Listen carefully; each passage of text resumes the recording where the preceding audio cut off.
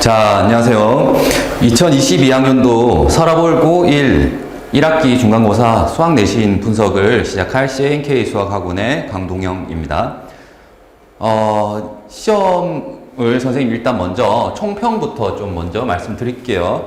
총평은 전체적인 난이도는 중상 정도 난이도예요. 그리고 중위권을 볼 때는 쉽다고 느껴지진 않을 거예요. 이게 중상이라는 말이 시중에 있는 문제집 있잖아요. 그 센이라든지 이런 문제집을 풀면 좀 익숙하긴 하지만 풀다 보면은 조금 예전에 풀었던 것과는 좀 다른데 이런 느낌이 드는 문제가 군데군데 있을 수 있다는 뜻이거든요. 그래서 중위권 같은 경우에는 이렇게 되면 뭐가 문제냐면은 시간이 좀 부족해요. 왜냐하면 좀 따져야 되는 문제들이 많기 때문에 시간이 좀 부족할 거고, 그 다음 앞서 말한 것처럼 변형이 좀 되어 있다 보니까 좀 당황할 수가 있는 문제가 있고, 그 다음 답이 수학에서 이렇게 두 가지가 나올 때도 있고 한 가지가 나올 때도 있잖아요. 근데 이제 경우를 따져서 조건에 이제 부합하는 정답만 따지는 이러한 문제들이 좀 다수 있어서 중위권 학생들한테는 연습이 안 돼 있다면 조금은 어렵지 않았나 싶어요.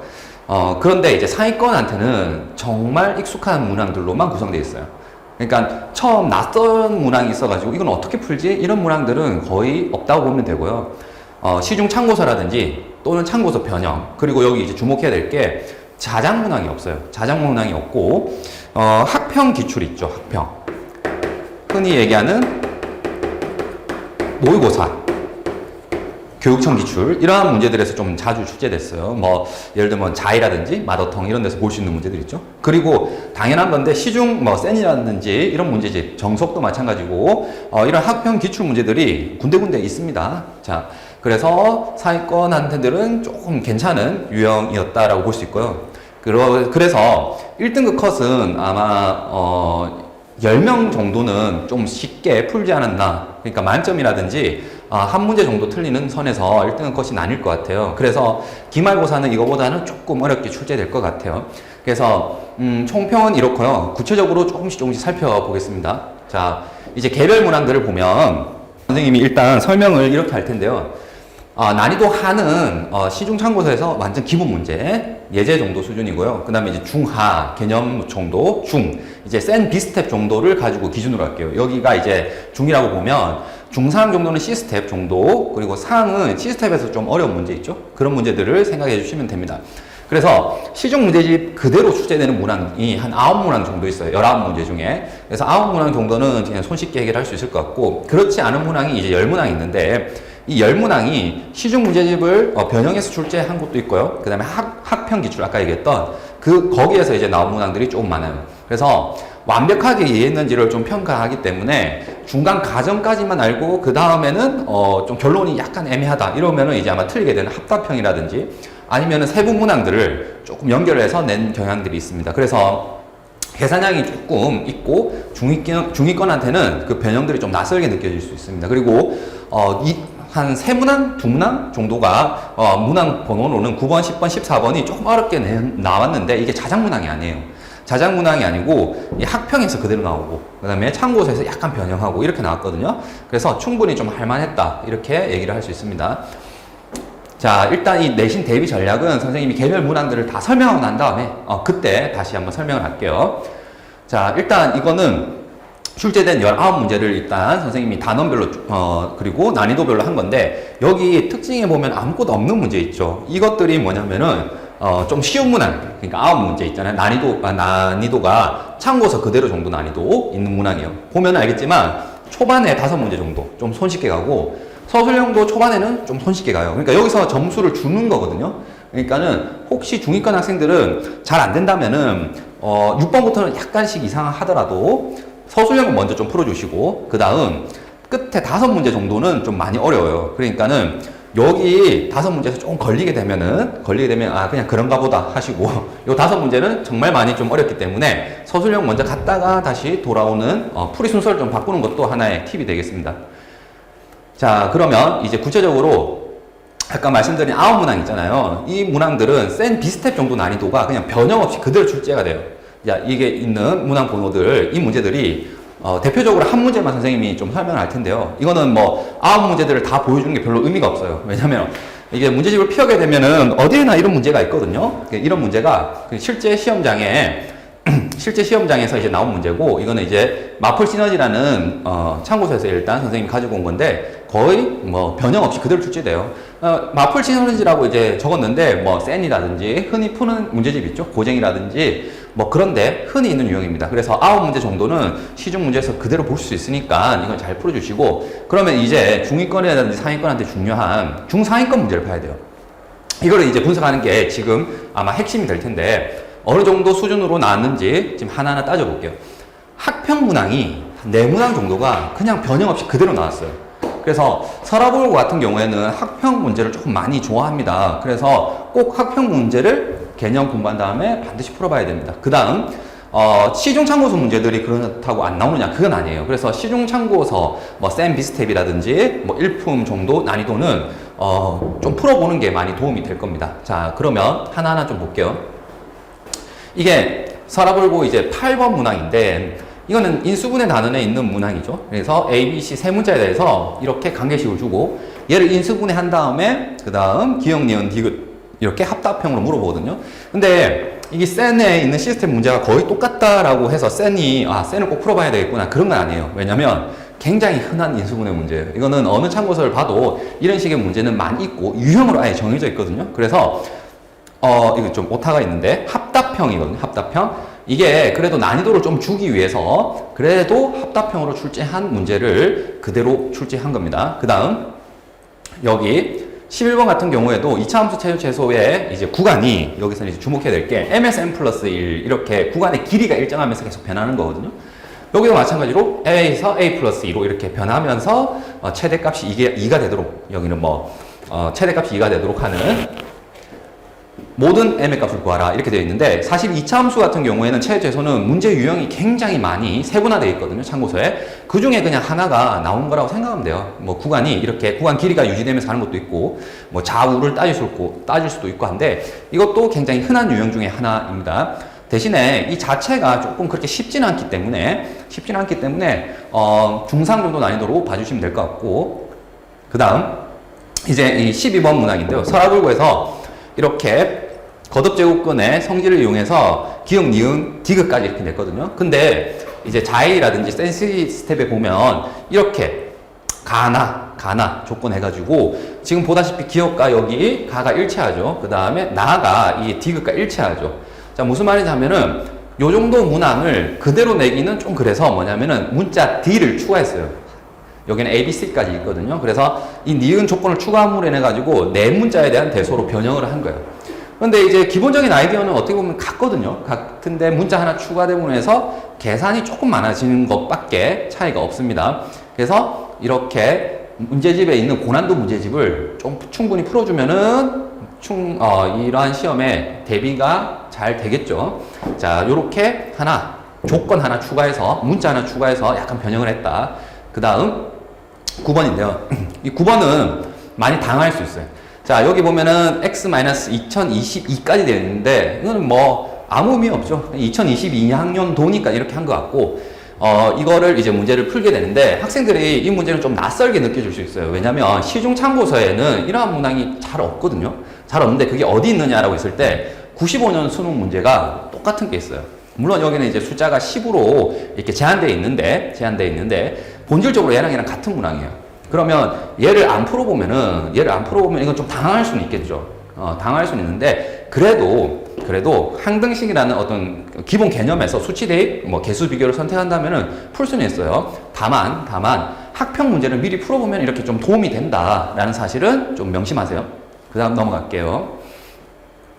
자, 여기도 서라볼고 기출 문제인데, 지금 여기는 2015 학평 문제거든요. 여기 보면은 알겠지만 이건 똑같아요. 그냥 이걸 참고해서 그냥 낸 거예요. 이거 참고해서 그냥 출제를 한 거고, 여기 보면 숫자 똑같고 얘도 똑같아요. 그냥 mn을 pq로 바꾼 거고, 대신에 여기서 마이너스 4알파라고 했거든요. 알파 제곱은. 근데 이거는 뭐라고 바꿨냐면 5알파로 그냥 변경을 한 거예요. 숫자를 변경했는데, 크게 문제가 없는 거는 얘를 풀어봤으면 그냥 얘를 풀기에는 충분하다.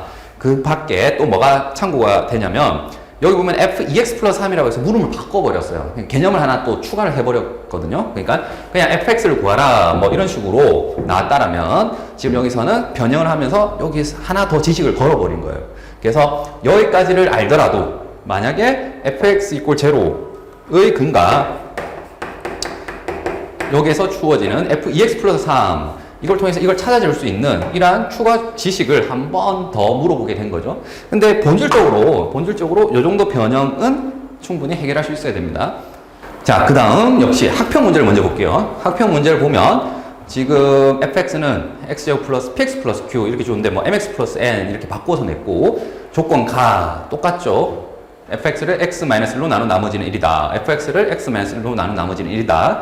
나에서 보면은 자, fx 이퀄 0의 한근을 a 플러스 i라고 한 게 원본인데, 자, 서라벌고에서는 a-i를 한근으로 했죠. 그러니까 여기는 플러스를 마이너스로, 마이너스를 플러스로 이렇게 변경하는, 변형이 있는데, 그냥 본질적으로 그냥 같은 문제예요. 그래서 학평 문항이 그대로 이렇게 출제되는구나. 거의 그대로. 요것도 이제 좀 눈여겨 봐 주셔야 되겠죠. 자, 그 다음. 자, 이번에는 이제 서라불고에서 객관식 15번 마지막 문제인데요. 좀 어렵다고 이제 낸 문제인데, 사실 난이도만 보면 얘는 그렇게 어려운 문제는 아니에요. 왜냐면은 학평 문제에서 일단은 유사한 문제가 있습니다. 자, 이 문제에서, 이 문제를 한번 풀어봤다라는 것도 중요하지만, 이 문제에서 담고 있는 문제의 아이디어, 본질적인 내용이 뭐냐면, 나눗셈에 대한 항등식이 수와 식에서 차이점도 있고 공통점도 있거든요. 그러한 차이점을 좀 명확하게 이해해야 이 문제를 풀 때 그걸 생각하면서 풀어줘야 얘도 정확하게 풀리게 됩니다. 하여튼 얘는 일단 똑같은 문항을 변형해서 학평에 나온 문제를 변형해서 낸 거다. 이렇게 알아주시면 되고요. 그 다음 이제 서술형 마지막 문항 19번 문항인데요. 요 정도 문항은 일단 세부 문항으로 이렇게 나눠서 냈어요. 그러니까 채점하려고 이렇게 낸 거고, 사실 점수를 주려고 이렇게 한 거고, 이거는 뭐 고쟁이라든지 센 C 단계에서 흔히 볼 수 있는 거예요. 요 위에 문제는 이제 고쟁이, 이거는 이제 센 C 단계인데, 보면은 여기 이제 상수항이 없이 그냥 1차로 끝나서 거듭제곱, 1차로 끝나서 거듭제곱, 이러한 문항이 고난도 문항이 꼭 있거든요. 그러니까 그 문항을 그냥 그대로 낸 겁니다. 대신에 소문항으로 좀 나누어서 중간중간 지식을 좀 물어보게 된 거죠.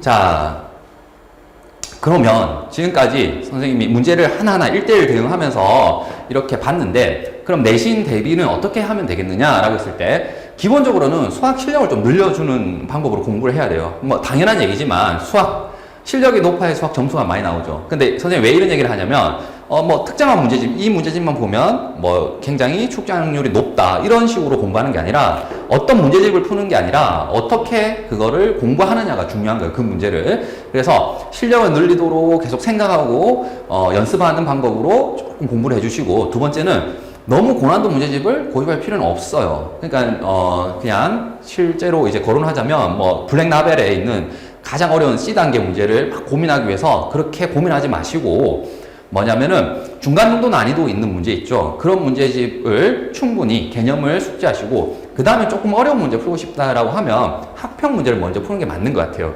왜냐면 학평 문제가 지금 그대로 완전히 숫자 안 바뀌고 그대로 나오는 경향이 좀 있거든요. 그래서 학평 문제를 보고, 그 다음에 이제 뭐 고난도 문항이라 하면 센의 이제 시스템이라든지 뭐 이제 문제집마다 이제 단계별로 돼 있잖아요, 유형이. 그 마지막 유형을 좀 풀어주시는 게 좋을 것 같아요. 이 순서대로 가시는 게 좋을 것 같아요. 특히 서라벌고는 학평을 무시하면 안 됩니다. 자, 그리고 서술형의 앞문항은 난이도가 좀 낮아요. 그치. 그러니까 시험장에 가서도 객관식에 있는 11, 12, 13, 14, 15가 어렵다고 해서 거기에서 너무 좌절하지 말고 서술형을 먼저 넘어가서 문제를 조금 풀어주시는 게 좋을 것 같아요. 자, 그러면 이렇게 구체적으로, 좀 더 구체적으로 내신을 어떻게 대비하면 되느냐라고 했을 때, 중위권 학생들은 조금 계산력 확보하고 문제 변형 있잖아요. 앞에서 봤다시피 변형에 좀 익숙해지도록 하는 게 좋을 것 같아요. 그리고 이제 선생님 같은 경우에는 개별 오답을 선생님이 학생들한테 나눠주고 있는데, 이거는 학생마다 달라요. 예를 들어서 여기 앉아있는 학생이 뭐 10명이라고 하면 10명마다 다 오답은 다 다르겠죠, 틀린 문제가. 근데 그 10명의 학생들을 각각 개별적으로 오답을 좀 정리해서 선생님이 제공해주고 있거든요. 그래서 이러한 과정이 사실은 이제 점수를 올리는데 굉장히 도움이 될 겁니다. 그래서 이렇게 하고, 그 다음 이제 주변 학교 이제 모의고사라든지 그런 것들을 통해서 시간 안에 볼 수 있도록, 어쨌든 50분이라는 제한 시간이 있기 때문에 그 시간 안에 푸는 연습을 하고 있습니다, 저는. 그리고 전형적인 유형에서는 좀 빠른 풀이를 연습할 필요가 있어요.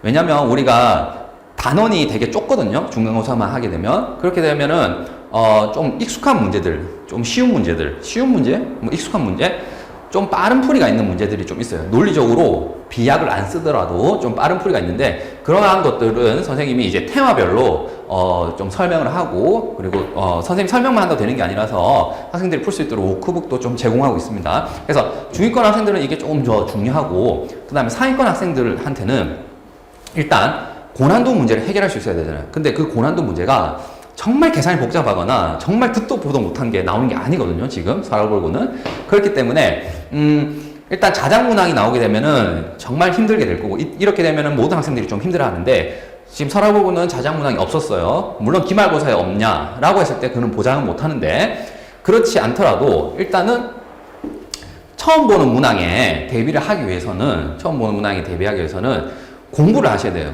공부를. 그러니까 수학 문제를 풀 때 그걸 통해서 공부를 해야지 그 똑같이 나오는 유형만 해결하는 그러한 방법으로 접근하면 안 돼요.